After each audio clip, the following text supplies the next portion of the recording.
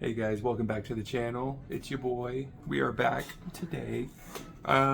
This is more of just a follow-up video from the one that I previously posted. I read most of the comics that I've gotten in that video at this point, and I just kind of want to talk about it and see if we can start a conversation about it. So we're gonna start off with Batman issue 2.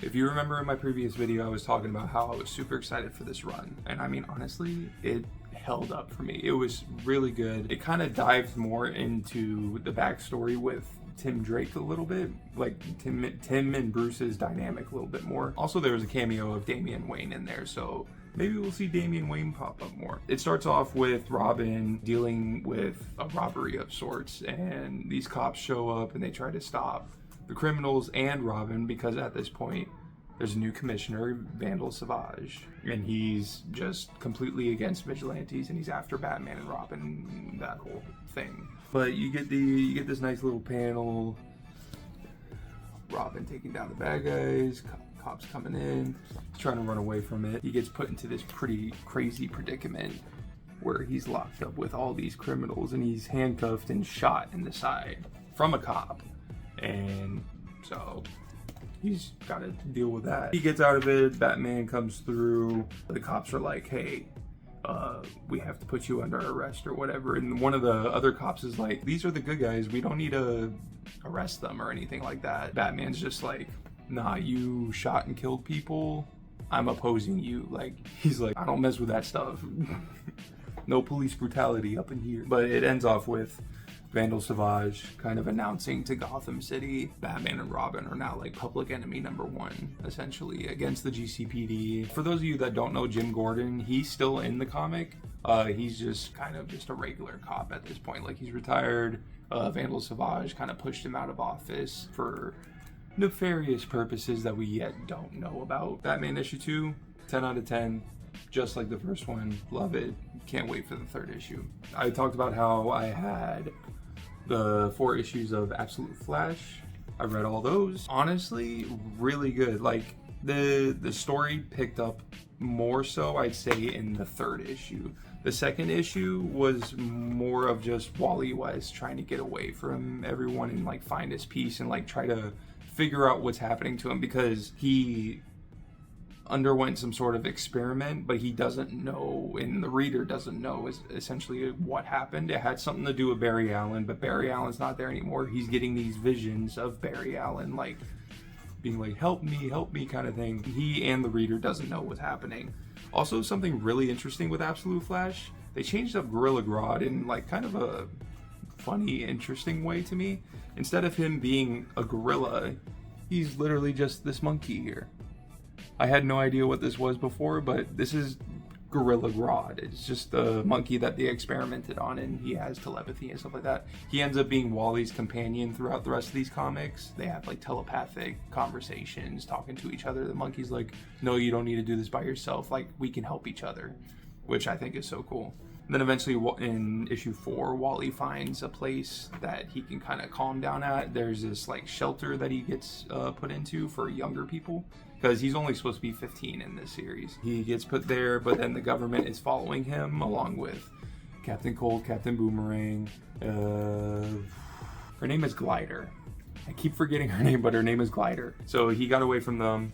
And then in the 5th issue, the government reveals, well, not to Wally, but to the reader, they reveal that there was multiple experimentations going on with multiple people. They even showed like there was Firestorm in there. This was actually in the previous issue, issue 4. I was talking about issue 5 just now, but they show a little bit like of the containers. Like you can see here, it says Heat Wave, Project Wizard.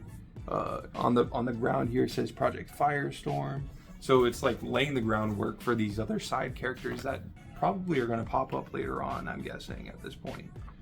But yeah, in issue 5, this bad boy, the government's essentially looking for them, Wally and Grodd, because now they're a duo now. They are playing the game of like, they will appear when we need them. Like, we will find them when they show themselves, kind of thing. And this monster here is actually the absolute version of Heatwave. Basically just a freaking lava monster at this point. So everything gets blown crazy, and Wally ends up having to kind of take on the mantle of sorts of Flash. Like, Flash isn't a thing yet, but like he puts on the suit that he finds from Barry Allen in previous issues. That was kind of his first appearance as the actual Flash, and he has to save his like shelter of like all these kids and stuff like that from them. Pretty dope, pretty dope. I'm excited to keep going with it. I think I definitely will grab the other issues and keep going along with the story. I'm enjoying it a lot. I think Absolute Flash is kind of flying under the radar as far as the Absolute titles go. Like, you always hear Absolute Batman, Absolute Wonder Woman, Absolute Superman. Absolute Flash, don't sleep on it. It's very good. We got our Rook series here. Now, I just have to say this. With all the comics that I have so far, I think this series is becoming my favorite. It's just the world building on it, the storytelling on it, the characterizations of everyone is just so well put together. The personal story that Rook has to go through in this is really cool, because he's struggling this whole time actually controlling the birds. Like, all the other wardens can control their animals with ease, like without a problem for the most part. But Rook, he just can't get his connection with the birds right. Like, the birds are never like on the same wavelength as him. They are always trying to like fight against him essentially. But then you get to this really cool arc of him just kind of finally accepting his mission on Exodus of like, we're gonna save this planet, we're gonna save the animals, we're gonna save everyone, even though Earth abandoned this planet and left us here to die. He has like these flashback scenes. Well, this is like a hallucination, but like the crows put him on here to make him look like a scarecrow, hence the cover on here. He kind of just goes on this like personal journey of just self-acceptance. He's kind of going through this moment of self-realization and accepting everything that he's been put through and accepting the mission that he's on currently at this point. They make a point of the birds are always in fight or flight. Like, they're either gonna fight you or they're gonna just fly away. And Rook has always been just trying to fly away. But at this point, he's just fully accepting it. And he's like, no, I'm gonna fight. He falls, the crows pick him back up. And then he wakes up from his hallucination. Like, he rewired his brain in sorts to where he can finally get that proper connection with the birds, or the crows. He can hear the pack leader, like the flock leader, I guess you could say. The flock leader always sitting on his shoulder now. He can communicate with them. They'll listen to him now. He'll listen to them. And it's just really cool character development, in my opinion. I think it's just so cool. And the fight between him and Ursaw, which is the villain, at least in the first arc of the story, so well done. The imagery on it was absolutely gorgeous. Like, here, he's sitting there, he's trying to shoot, Ursaw's coming at him. Just this battle was just super epic. I loved every moment of it. It was so good. And then we get to the final issue, the most current issue. It's not done yet. Some revelations happen in it, and you find out that we need to find essentially Direwolf's father, because he's the only one that knows how to fix the world engine, which is making the world die essentially, and that's why everybody left and moved on. They have to go find Bloodhound, which is the father. The thing is with him is that the helmet did something to his brain. So like, you know, like in the helmet you can hear the animals and then the animals can hear you, but they can rub off on each other. Like, you could pick up character traits that coincide with that animal. So for him, he's Bloodhound.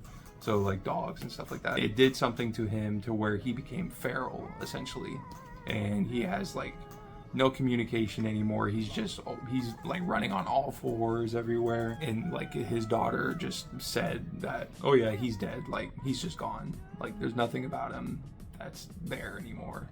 But they have to go onto this mission to find him and try to capture him and try to knock some sense into him so that they can try to save the planet of Exodus at this point. But super excited where this goes. Like I said, I'm pretty sure this is my favorite ongoing run right now.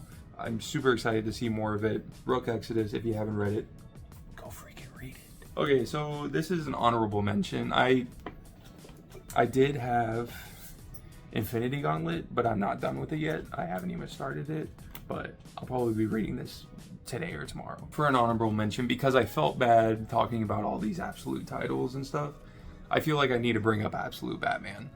This is a little trade paperback book.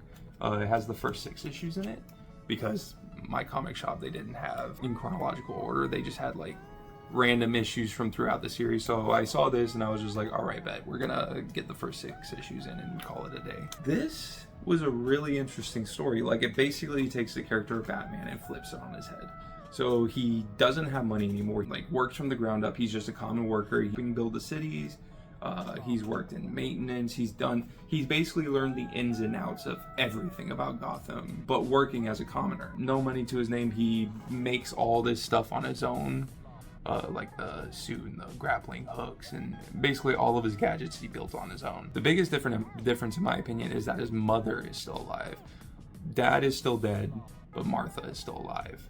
So I think that'll play out more in the later on issues. As far as the first 6 go though, the main villain was Black Mask, and Black Mask was a crazy psychopath.